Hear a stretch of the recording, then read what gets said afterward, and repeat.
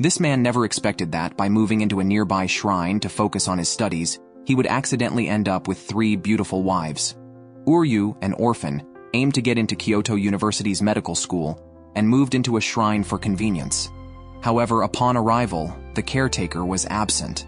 Hearing noises from a room, Uryu approached and was unexpectedly greeted with a face wash squirted by 3 unclothed young women. Bleeding from the nose, Uryu watched as the girls quickly shut the door, dressed, and then came out to confront him.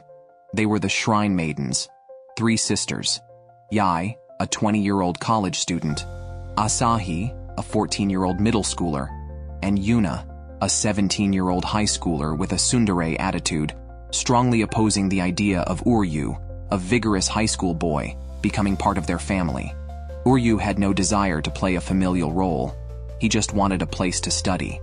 Fortunately, the eldest sister Yi warmly prepared a room for him, albeit just shoving clutter into the closet and nearly getting injured, which Uryu prevented by stepping in to help. Yuna walked in on this scene, flustered and throwing salt to ward off evil.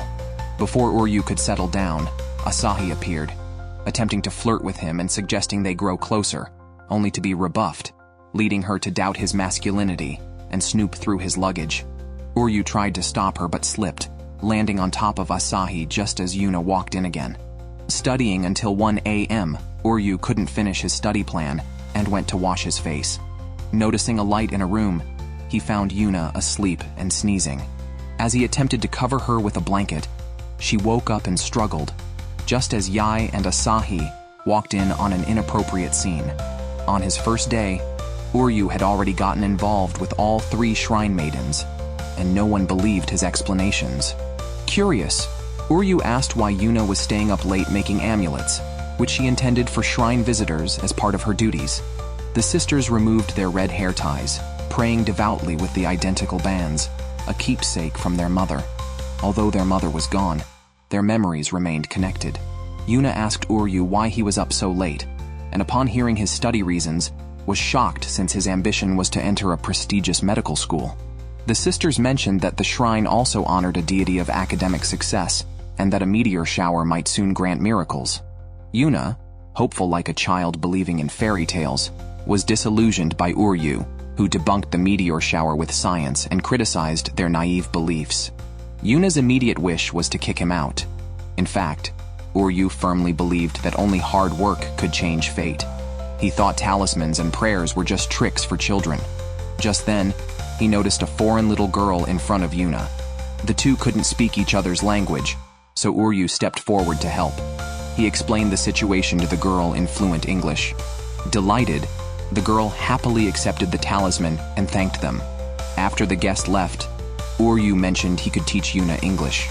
Rarely candid, Yuna thanked Uryu, but just then a gust of wind blew, and a bird snatched Yuna's hair tie, a keepsake from their mother.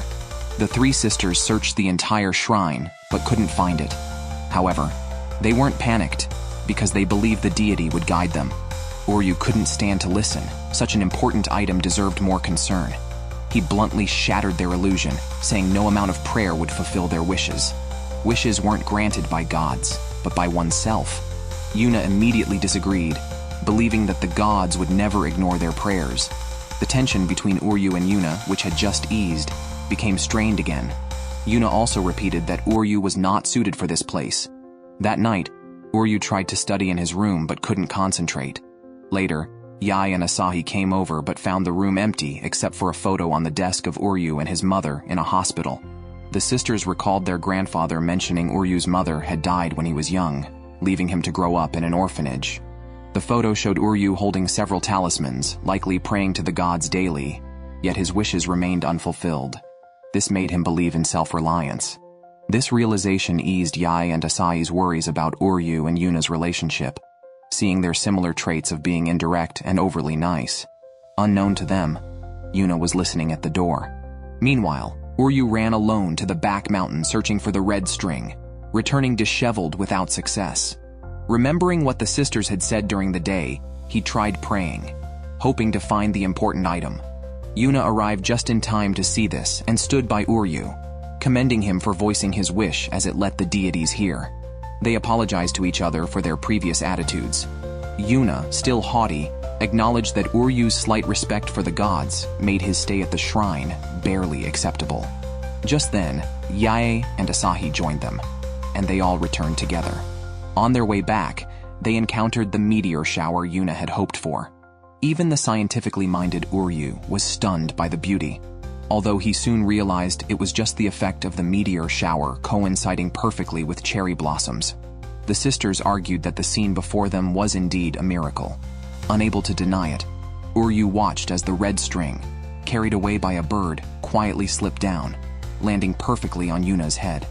Early the next morning, the shrine's manager announced some shocking news. Uryu was to become their family's son-in-law through marriage and inherit the Kanjin shrine. All four were taken aback as they had never heard of such a plan. Moreover, Uryu aimed to be a doctor, not a shrine inheritor. The old man reassured him, saying that being a shrine priest could be a side job. But that wasn't the point. Uryu had no intention of marrying into the family. The old man then played his trump card, mentioning he had considered transferring Uryu to a high school with a higher acceptance rate. Uryu immediately knelt and accepted, willing to do anything for a chance to attend the University of Tokyo. He assumed the marriage talk was just the old man's bluster. However, the three sisters didn't see it that way. None of them wanted to marry and decided to subtly drive Uryu away.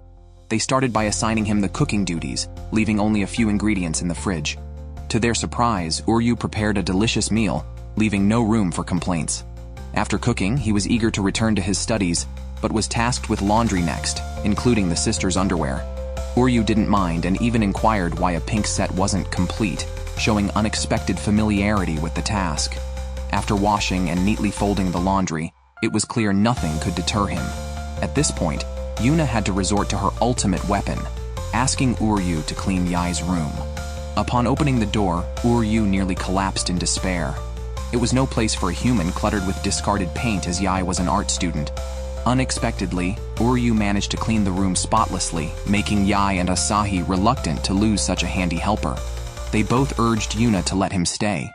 However, Uryu no longer wanted to stay, as his main purpose at the shrine was to study, and these chores left him no time for books. His goal was clear: to enter the medical department of the University of Tokyo. So, he decided to leave to pursue his dream and packed his bags. The three sisters couldn't leave him alone and secretly followed him. Uryu continued to study even on the train, heading to a remote rural area, eventually entering an old house.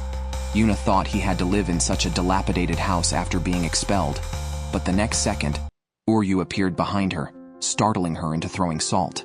A group of children surrounded him, assessing the three sisters. Then, a beautiful older sister appeared. This was Mahiru, the caregiver and doctor at the children's home called Miracle Garden. It was she who had contacted the sisters' grandfather to arrange Uryu's stay. Mahiru cheerfully noted Uryu's adorable traits, mentioning he had always mimicked her and aspired to attend Kyoto University. Before she could reveal the real reason, Uryu interrupted, insisting he would not return to the shrine, only to be met with a direct threat of physical force by Mahiru. Meanwhile, two children showed Uryu paper cranes they had folded. Uryu's childhood friend Tsuruyama also came over. The children were folding origami cranes for their family members, as many were sent here because their relatives were too ill or injured to care for them. They all folded paper cranes together in hopes of blessing their loved ones. However, Uryu felt it was a waste of time. Yuna couldn't stand such talk, and decisively joined the children in folding. Unfortunately, Yi was too wild, Asahi too clumsy, and Yuna too slow, causing the children to prefer Uryu's help. Uryu ended up efficiently folding many cranes for them. After finishing, the children worriedly asked if the cranes could really heal their mothers.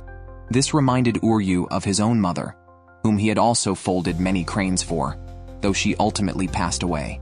Holding a paper crane, Uryu comforted the children by saying that doctors would surely work harder seeing these cranes, so they shouldn't worry. Although not good at expressing his emotions, Uryu was always there to support those in sorrow. Mahiru and Tsuruyama spoke highly of him, prompting Mahiru to earnestly request that the three sisters take good care of Uryu. In the evening, Mahiru asked Uryu why he ran back, and he shared his experience at the shrine, emphasizing the lack of time to study. However, Mahiru knew Uryu was capable since childhood but struggled with social interactions, possibly feeling unwelcome. Yet the fact that the sisters had followed him proved he wasn't as disliked as he thought. Mahiru challenged him, asking if he was the type to give up over minor issues, which triggered memories of his childhood desire to help Mahiru with the laundry, though she preferred doing everything herself. Their conversation was overheard by the sisters, who suspected Uryu had a crush on Mahiru. Blushing, Uryu clarified he only saw Mahiru as a benefactor and apologized to the sisters for his stubbornness, promising to handle whatever was needed, making the sisters feel guilty for overburdening him. They decided to share the household chores more evenly, finally accepting Uryu as family. However, they still struggled with tasks, often leaving Uryu to handle everything. To deepen their bond, the old man shockingly suggested that Uryu and each sister go on individual blind dates. Uryu was set to go on dates with 3 beautiful girls in turns. He, focused only on his studies, planned to get it over with quickly. However, upon seeing Asahi all dressed up, he couldn't move. It was clear Asahi was enjoying herself. The old man left them alone for the day. Uryu had Asahi all to himself. Asahi flirted openly, pulling at her clothes and confessing her long-held desire to do this with Uryu. Uryu quickly covered his eyes, unable to look, but Asahi changed quickly, putting on sunglasses and inviting Uryu to go running. The date was unexpectedly healthy, surprising Uryu. He had thought Asahi was the most carefree and playful of the sisters, but the younger sister proved him wrong. After running for 5 hours, he felt drained and staggered back to the shrine. Just as he was about to take a bath, he bumped into Asahi, fresh from her bath and naked, as she liked the open feeling and didn't close the door.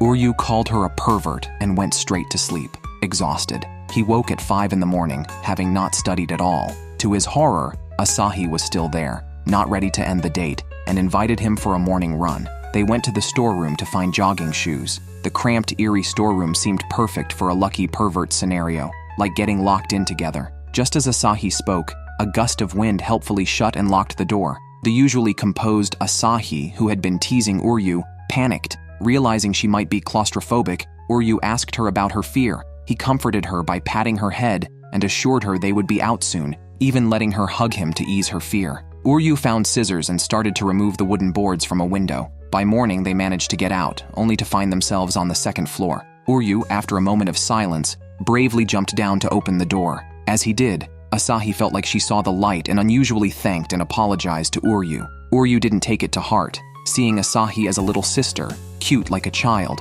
When Yuna and Yi, her older sisters, arrived and saw Asahi was fine, they were relieved. Asahi returned to her mischievous self, thanking Big Brother Uryu for a memorable night. Poor Uryu's reputation suffered again. Today, Uryu was set to meet Yuna for a date. He prepared mentally before entering, but was surprised by Yuna's beautiful outfit and unusually gentle demeanor. Yuna asked about his interests, and upon hearing he liked reading, praised him as serious and diligent, making Uryu wonder if she was possessed. Then a cat emerged from the bushes, and Yuna quickly gestured for it to go back. Uryu felt something was off and confronted Yuna back inside, only to be pushed down, her clothes slipping off her, more daring than Asahi's act the day before. Uryu barely resisted. Yuna's intent was to make a move and thus secure the shrine's future, but Uryu wasn't the type to take advantage, so Yuna dressed and left. Yae and Asahi, who had been watching secretly, came out to explain Yuna's haste. They all wanted to preserve the shrine. If one sister had to marry Uryu, Yuna was willing to sacrifice herself for her siblings. Knowing this, Yae and Asahi were worried. Uryu thought it over, and the next morning urged Yuna to change and go on the date, leading her directly to a cat cafe. Determined not to be swayed, Yuna couldn't resist the kittens and cuddled them, but soon asked to leave, prioritizing her mission for the shrine. She thought Uryu would understand, as he was also dedicated to becoming a doctor for the sake of the children at his institution. Uryu didn't deny it, but reminded Yuna that her sisters were also important. So, to avoid worrying Yae and Asahi, relaxing like this once in a while isn't too much. Even he declared a complete break from studying today, opting to thoroughly enjoy the cat cafe instead. In the end, Yuna bought 3 souvenirs, planning to visit again with her sisters next time. Unbeknownst to her, Uryu had also become hooked. Studying is no match for the joy of petting cats. To Uryu's surprise, Yuna also bought him a small cat charm as a thank you gift for today. Yuna, smiling, said she had a lot of fun, which initially scared Uryu, thinking she was acting odd again. He was relieved only when Yuna started to get angry.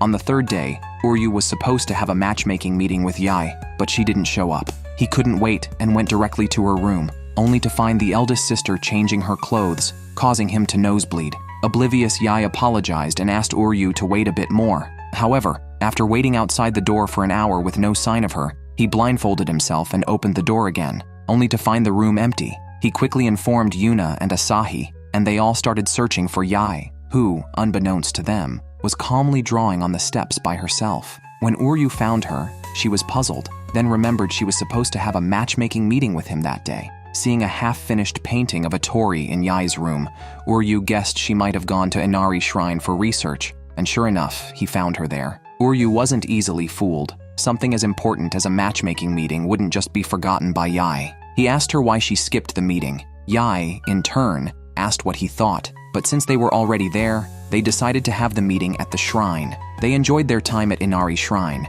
and Yi bought an amulet as an apology gift for Uryu. Uryu was baffled, unable to figure out what the eldest sister was thinking. Suddenly, Yi turned around and asked him whom he wanted to marry. Asahi, although mature for her age, shows her childish charm occasionally. Yuna, despite being a tsundere, also reveals her cute side from time to time. Of course, Uryu could come to like this elder sister. Unexpectedly, Uryu's face turned red immediately, and the words he tried to speak lacked confidence. He was about to say he wouldn't marry them when he missed a step and fell down the stairs. Yi quickly grabbed the amulet's string, but it snapped. In that instant, Uryu's mind flashed through his past and even saw a future where he was accepted into Kyoto University's medical school, and his eventual spouse turned out to be all three sisters? Uryu suddenly woke up to find himself unknowingly having fallen asleep on the desk. Was it all a dream? But then, what about the amulet?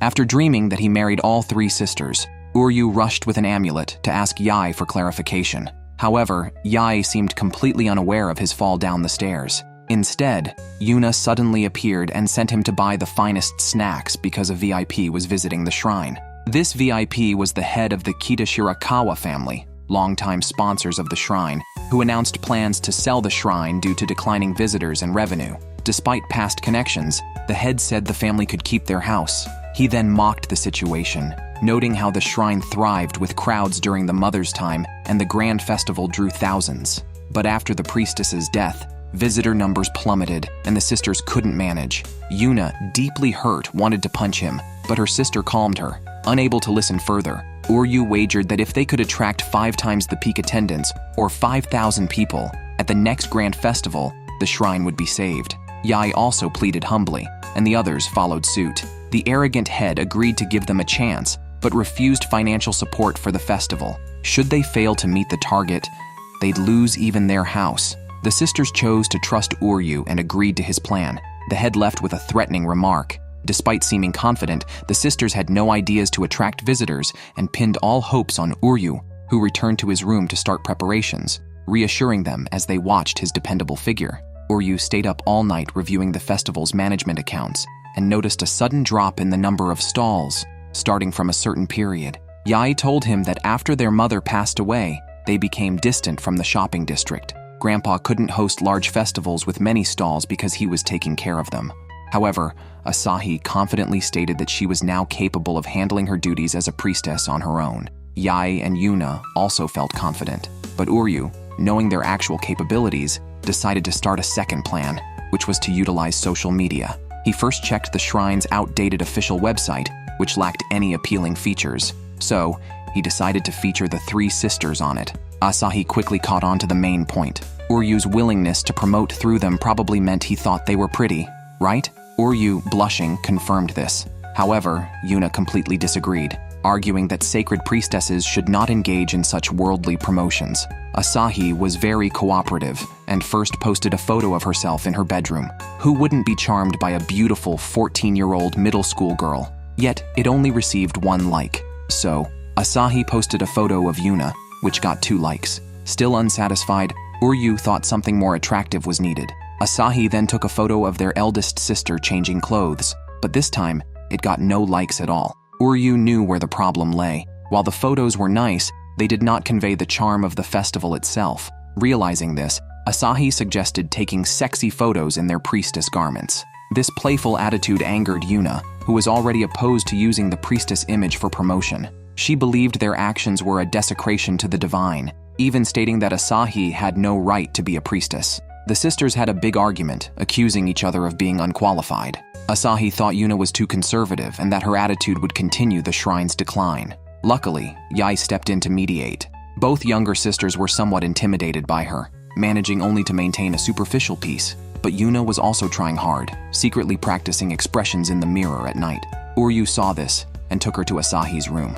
Asahi was struggling with an unfamiliar computer, trying her best to promote the shrine. Despite this, wasn't she still qualified to be a priestess? Yuna's earlier words were spoken in anger. She never truly felt that way. She sent Asahi a photo she had just taken in the mirror as a gesture of reconciliation. After a harsh critique from her younger sister, Yuna took the opportunity to hug her and apologize. The two sisters reconciled like before. Yae once again popped up, watching them play and tease each other. Uryu couldn't resist and snapped a photo with his phone. Unexpectedly, this photo went viral. Everyone was drawn to the three sisters' smiles. Seizing the moment, they uploaded a video of the sisters performing a ritual dance, which also became very popular. Seeing the social media promotion on the right track, Uryu turned into their manager. The next step was to consider promoting limited edition festival merchandise, such as amulets or other goods, naturally handled by Yae, the art student. However, on the day of the deadline, Yae had no updates. Uryu went to urge her, but she was unhurried,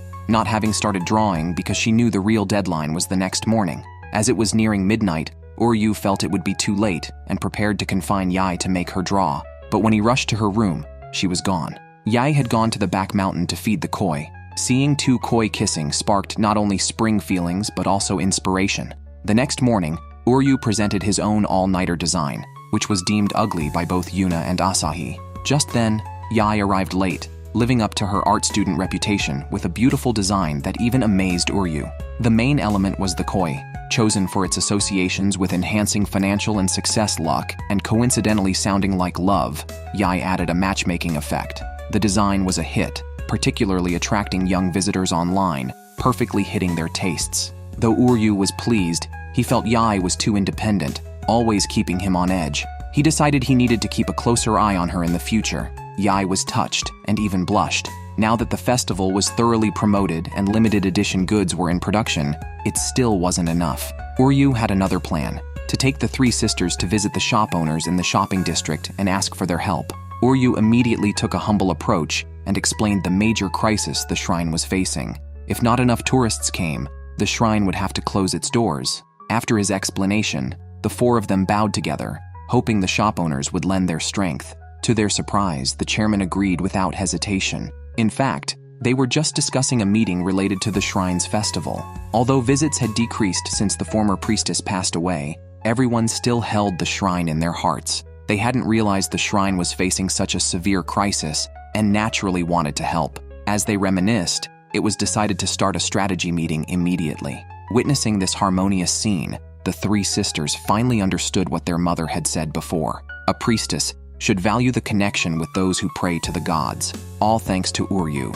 The festival day finally arrived, and the shopkeepers on the shopping street were all prepared. Various stalls were set up at the shrine, and Uryu and his group of 4 were ready. However, only 35 people showed up. Despite the buzz online, why didn't more people come in person? Uryu suspected something was wrong. Just then, Asahi ran over with his phone, and they discovered that an imposter account had announced the cancellation of the festival. Even more absurdly, their legitimate account was mistaken for a fake and got frozen by the platform. The culprit was likely the head of the house, upset by Uryu's group's lack of respect. Now, what could they do?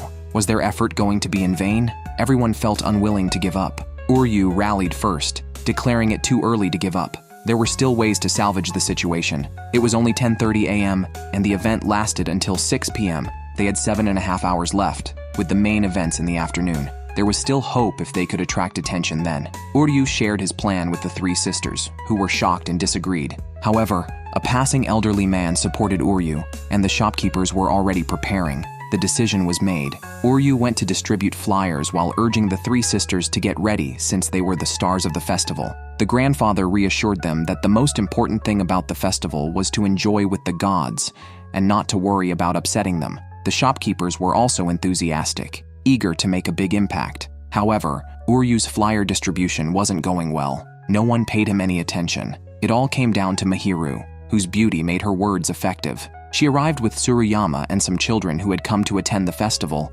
but ended up helping out when they heard about Uryu's troubles. With their help, flyer distribution went smoothly, and passers-by started to take notice. Finally, Yae and her sisters made their appearance. With the Miko parading through the streets, those who originally planned to attend the festival quickly realized that the cancellation was false news. The three smiling beauties captured everyone's attention. However, unexpectedly, just as things started going smoothly, a heavy rain began, quickly emptying the bustling street. Who would brave such weather to attend a festival? The weather forecast still predicted strong winds and heavy rain after noon, suggesting that no more visitors would likely come today. Uryu felt extremely disheartened. To not let everyone's efforts go to waste, he still went out to attract visitors. Yae and her sisters remained calm, believing that although the gods test people, they would not abandon them. Even then, Uryu watched as they ran to pray to the rain god. Still, he decided to make his final effort in his own way, and quickly ran down the mountain.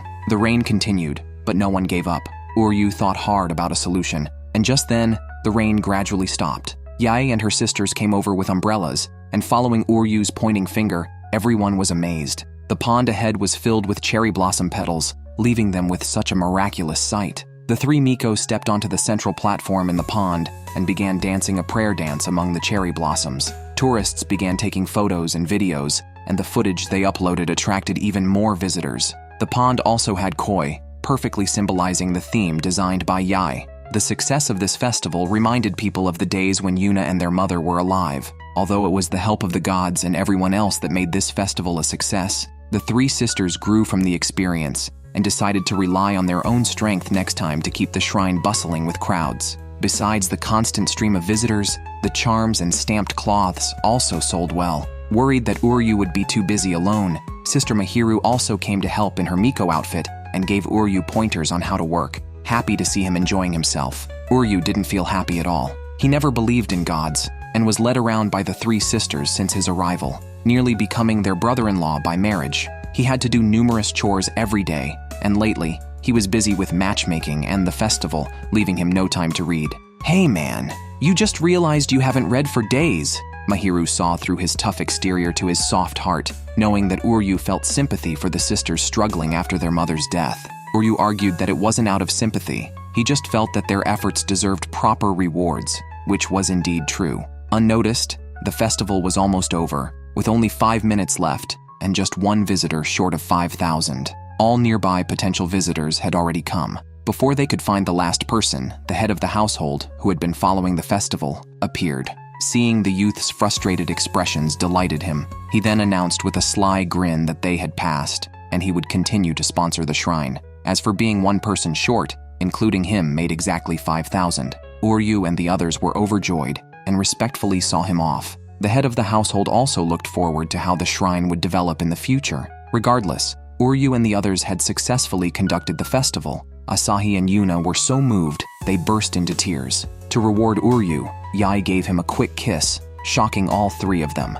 Poor Uryu, the innocent young man, got a nosebleed just from a kiss from his elder sister figure. After Yae kissed him, Uryu couldn't calm his heart. He tried to focus on studying but kept replaying the scene in his mind, causing a nosebleed. And he wants to go to medical school? Uryu realized while lying on the floor that Yae might like him. Asahi immediately dismissed it as his overactive imagination. But it's understandable since their elder sister is stunning. Seeing Uryu so troubled, Asahi, a beautiful girl, decided to reveal Yae's feelings. She interviewed Yae about her thoughts on Uryu. Yae responded, "He's a good person," effectively friend-zoning him. This wasn't conclusive since Yae's thoughts were unpredictable. Asahi then had a bright idea to push Yae to her limit with a run, believing people can't lie when pushed to the edge. Yae, however, was too eye-catching while running, and only thought about bathing when exhausted. Back at the shrine, the sisters hurried to bathe together. Asahi blushed and directly asked why Yae kissed Uryu. Despite Uryu being nice and hardworking, he was being forced into marriage with them. Yae didn't answer directly, but mysteriously told Asahi, "It's a secret." Uryu wasn't surprised by this non-answer, and didn't expect Asahi to find the truth. He wanted to pat his little sister's head, but Asahi was upset about being treated like a child. She tackled Uryu and nibbled his ear, which confused him even more. Asahi also said, "It's a secret." Uryu was overwhelmed. What were these sisters planning? He couldn't sleep that night. In the morning, he noticed something off with Yuna just as Yi arrived, looking like she knew something, but neither would speak to Uryu. At night, Uryu completed his study plan without any trouble, which he found unbelievable. Unable to resist, he went out to check on the three sisters. He saw Asahi sneaking around outside Yuna's room, where Yuna was nervously sewing amulets for Asahi's birthday tomorrow. Uryu then realized that the two were preparing a birthday surprise for their sister. Across the way, Yi was also busy, having sewn a bunch of odd dolls. It was past midnight, and the two sisters began to argue, each believing their gift would be preferred by Asahi. Accidentally, they collided, damaging both the dolls and amulets. Uryu was speechless. Just as he was about to intervene, Asahi stopped him, pretending to be unaware of the situation. She asked them what had happened. It was now Asahi's birthday, and as they were about to give their gifts, they saw the ruined presents. However, Asahi didn't mind at all. She knew her sister's intentions were in the handmade gifts, and she loved her sisters the most. Finally, the three sisters embraced. Uryu, watching, felt relieved and blushed as he wished Asahi a happy birthday. Feeling that a simple birthday wish was insufficient, he stayed up all night mending the broken dolls and amulets, learning as he did. In the morning, the sisters woke to find him with a tutorial book, still drowsy, with not only Yi's and Yuna's gifts on the table, but also a birthday card handwritten by Uryu. However, Uryu had a dream about Yuna and accidentally kissed her in his sleep. He woke up startled, calling it a nightmare. Just then, he received a message from his older sister Mahiru, asking him to come home. So, Yi and Asahi, who came to trouble him, missed him. As they learned he would only return in the evening, they decided to wait for him. Reminded by Yuna, they felt a bit embarrassed about how much they relied on Uryu. They thought being as cold as Yuna towards Uryu wasn't right either. Now it was Yuna's turn to reflect. After all, Uryu had indeed helped them a lot, and as shrine maidens, they naturally needed to show their gratitude. On the other side, Uryu received his new school uniform from Mahiru. School starts next week. It was only a spring break, yet Uryu felt it had been a long time. He thought it unnecessary to call him over just for this minor matter. It could have been sent directly to the shrine. Mahiru teased him on purpose, saying she just wanted to see him. Uryu's face turned red instantly. Then Mahiru asked how life was going with the shrine maidens. Uryu began to complain, listing the sisters' flaws, stating they all needed his care, which troubled him greatly. However, his expression said otherwise. Mahiru saw right through him, accusing Uryu of being too self-conscious. She broke his defenses with just a few words and reminded him to face them properly. She pointed out that if he truly wanted to study hard and get into Kyoto University, he shouldn't be distracted. On his way back, Uryu reflected on whether he was getting too close to the three sisters. Continuing this way, he might end up marrying into their family, which meant he had to keep his distance and focus on getting into university to become a doctor and repay Mahiru's kindness. Before reaching the shrine, he encountered Yuna, who had come out specifically to meet him. It turned out Yuna had also reflected on her behavior and felt she should express her gratitude to Uryu. On the road, she started massaging his shoulders. Noticing Uryu's shoelaces were loose, she knelt to tie them for him. From this angle, Uryu saw more of Yuna than he intended, and quickly knelt down too, asking what she was trying to do. Yuna said she just wanted to show her gratitude. However, Uryu found her words eerily familiar, along with the incident from earlier, and he suddenly remembered it was just like the dream he had that morning. Was the next part supposed to be a kiss? Yuna was there expressing her thanks, but Uryu was consumed by the scene from his dream. Both were extremely nervous. Yuna finally said, "Thank you," and then hesitated to make any further move. Only then did Uryu feel somewhat relieved.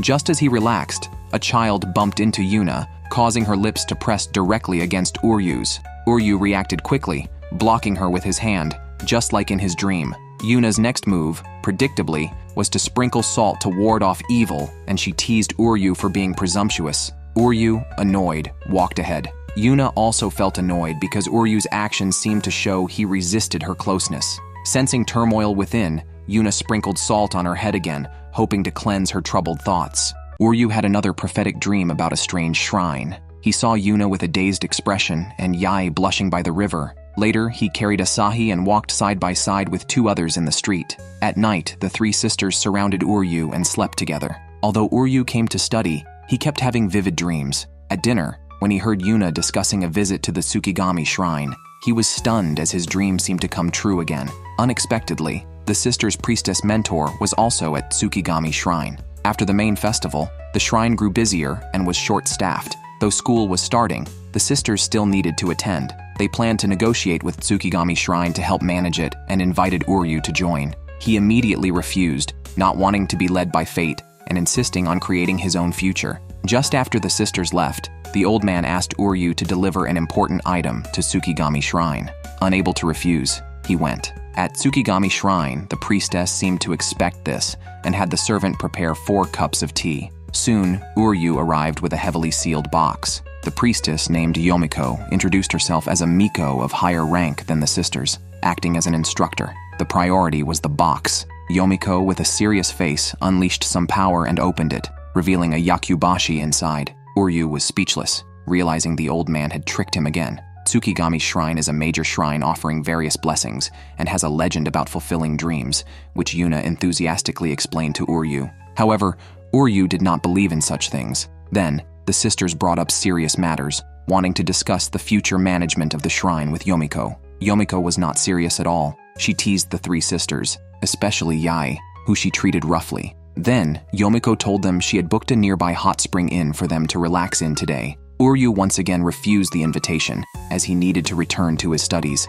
Moreover, he did not want to keep being involved with prophetic dreams. As he was about to leave the shrine, he saw the shrine maidens worshipping and realized Yomiko's capability to manage so many of them. Yi expressed a wish that their shrine could one day be as large. Asahi said it was possible since they were all disciples of Sister Yomiko, who then hugged them and patted their heads, creating a pleasant scene. However, Uryu sensed something was off and directly asked Yomiko in front of the sisters why she changed the topic when they wanted to discuss serious matters. Yomiko admitted she indeed did not want to hear what they planned to discuss, as it would be too burdensome for them. Yuna tried to argue, but Yomiko asked if they were truly committed to working wholeheartedly for the shrine in the future. The sisters were stunned, considering their studies. Yuna and Asahi had major exams, and Yi had to think about her career after university graduation. Their lives were not solely dedicated to priesthood, and they needed to think carefully about what they truly wanted to do. Yuna, however,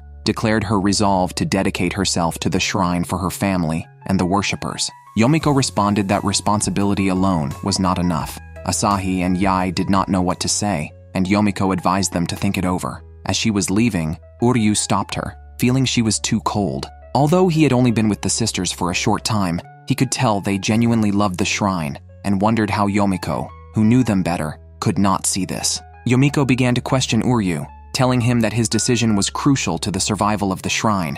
If he refused to marry into the shrine, it might not last. This made everyone reflect on their situations. As dusk approached, Asahi suggested heading to the inn, while Yi wanted to be alone for a while. Uryu realized that he could not marry into the shrine as his dream was to enter medical school. As he was about to leave, Yuna suddenly collapsed, appearing foolish, just like in Uryu's dream. Meanwhile, Yomiko was on the phone with the elder, expressing her satisfaction with Uryu and planning to observe which of the 3 sisters was best suited to take over the future of the shrine.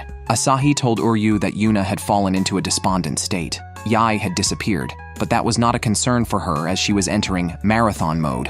Thus, Yuna's care fell to Uryu. Unable to leave her in such a state, Uryu bought her a can of coffee, which she refused. He then bought red bean soup, which he accidentally dropped, deepening Yuna's gloom. Uryu comforted her, acknowledging her dedication to the shrine, but Yuna said her actions were merely her duty, unrelated to her desires. It became clear to Uryu that none of the sisters had explicitly stated their desires, yet this shouldn't strip them of their right to be shrine maidens. Unexpectedly, Uryu saw Yomiko hiding in the bushes watching Yuna. Caught, she claimed she was just taking a walk. However, Yuna suddenly disappeared, and Uryu found her by a waterfall with that same foolish expression, immersing herself in her own world. She started walking into the water with her clothes on. When Uryu pointed it out, she simply took off her pants and continued walking into the water. Uryu quickly stepped forward to stop her, their skin touching. He accidentally grabbed something soft, which snapped Yuna back to her senses. She then furiously beat him up. The 2 awkwardly returned to the shrine,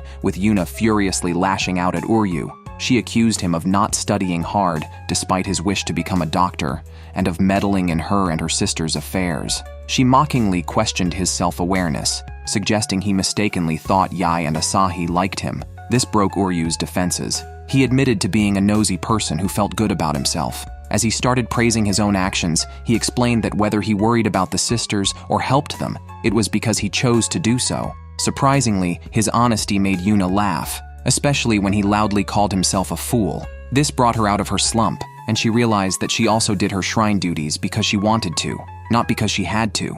After Uryu counseled Yuna, Asahi returned from his run, both refreshed. Yet, Yi was still not back, which Yuna and Asahi were accustomed to, knowing she would return on her own. Uryu felt they lacked concern for their sister, but Asahi teased him about his fondness for Yi, causing Uryu to blush and drop the subject. By evening, with Yi still away, Uryu found her by the river, sighing. He playfully acted cool, claiming he had foreseen her being there, which was true due to his predictive dreams. Despite his abilities, he couldn't leave Yi alone outside at night, so he joined her with a book. Yi, impressed by his gentleness, moved closer to watch him solve problems, quickly pointing out a mistake. It turned out Yi was skilled in mental arithmetic. Upon checking, Uryu realized his error and gained more insight into Yi's talents. She mentioned having learned many arts as a child, including tea ceremony, flower arranging, and martial arts, giving her many future paths to choose from. Yet, her expression showed hesitation, possibly overwhelmed by the choices. She asked Uryu which path she should take: designer, mathematician, or marrying someone and inheriting a shrine. Before Uryu could answer, a sudden gust made both tumble into the river. Yi quickly stood up, and Uryu, feeling cold, went to soak in a hot spring in the three sisters' bathing area. Yi explained the situation to Uryu, prompting Yuna to ask if there was something between her and Uryu. Yi denied it, but questioned Yuna about her own interactions with Uryu, which made Yuna blush and deny anything as well. Feeling guilty for causing Uryu's fall, Yi was advised by Asahi to join Uryu in the bath as an apology and a way to deepen their relationship, leading her to actually do it. When Uryu heard the older sister's voice outside, his mind immediately conjured up some strange thoughts. After snapping back to reality, he harshly scolded himself and began looking for a place to hide. When Yi entered with shampoo, she found Uryu holding a flower pot in front of his face, puzzled by his actions. Uryu candidly explained that he thought Yi was also coming in to join him, which made Yi laugh and call him a little pervert before she just left the shampoo and walked out. Now, Uryu has completely given up struggling. Since everything in his dreams comes true, he decided to focus on learning more. Looking up, he saw Yi standing in front of a vending machine, reminding himself to stay focused. After half an hour of learning, he stretched and noticed Yi was still there, troubled by too many choices and unsure of what she really wanted. Yi recalled a woman telling her in her childhood not to overthink, as her life was already decided and everything would be prepared for her. Despite disliking this, Yi seemed unconsciously swayed by others in her life. Uryu, growing impatient, made a choice for her and realized that despite her mature and independent appearance, she was essentially as indecisive and insecure as a child. So, he told Yi that he would find her instantly when she disappeared and guide her when she lost her way, so she shouldn't worry. Unexpectedly comforted by her younger brother, Yi turned around and stuffed a drink into Uryu's collar, a fruit milk for him to drink, asserting that she must make her own decisions. When it was time to sleep, another problem arose. The shrine had prepared only one room for them. Asahi teasingly suggested Uryu could lie next to him, which earned him a stern reprimand from Yuna. However, the three sisters knew Uryu was a pure-hearted virgin and felt very safe sharing a room with him. Even so, suggesting Uryu sleep in a closet seemed too cruel. Asahi then proposed that everyone stay up all night, which was unanimously vetoed by the others. Tomorrow they still need to tell their master their decision. This made Uryu curious. He asked the three what their dreams were and how they planned to respond to Master Yomiko tomorrow. Now that they were family, he felt they should open up and talk. Asahi, however, deliberately misinterpreted "open up" and shifted the topic. Yi suggested having a pillow fight, and ultimately, Uryu was left unclear about their thoughts. The next morning, he woke up sandwiched between two beautiful women, unsurprised by the scene. He calmly covered Yuna and Yi with blankets, then went outside and encountered Asahi, who was up early looking at information about a prestigious Tokyo school. It turned out that Asahi had been scouted by that school during a track meet last year. They offered her admission as an athletic scholarship student, meaning she would move to Tokyo alone next year, planning to leave the shrine. Asahi had told their grandfather but not her sisters, fearing they would worry. She also wanted Uryu to keep it a secret. Despite this, Uryu felt that Yi and Yuna would support her if they knew. Asahi was actually afraid to tell them because of this. Uryu was speechless with these troublesome issues, knowing they had to tell Yomiko soon and they should inform the sisters before that. During their argument, both fell to the ground, with Uryu accidentally landing on Asahi. She took the opportunity to snap photos and threatened to use them to keep Uryu from revealing her plans to move to Tokyo for school. Uryu sternly refused, even as his nose bled again, surprised by how developed Asahi was for her age. Just then, Yi and Yuna came out. Seeing them, Asahi ran off. Yuna naturally assumed Uryu had done something to her sister. Uryu confessed 2 things. First, that Asahi had knocked him over, and he had seen her disheveled. He then revealed the second thing Asahi desperately wanted to hide, only to discover Yi and Yuna already knew. They knew Asahi was clumsy and stubborn from a young age, yet she could accomplish things on her own.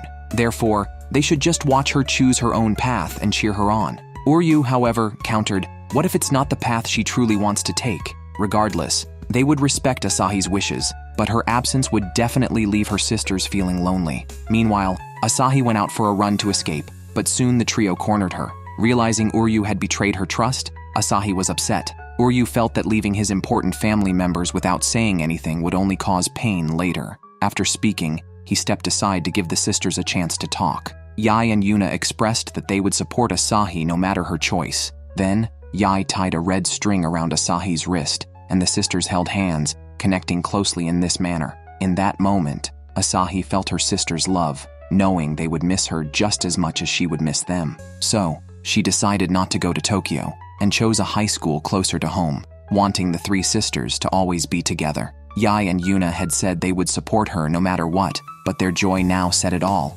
They didn't want Asahi to leave. Uryu watched the sisters embrace, feeling relieved. As Asahi relaxed, she fell asleep and woke up on Uryu's back. She now understood Uryu's kindness and felt good about being cared for by someone who was like a brother to her.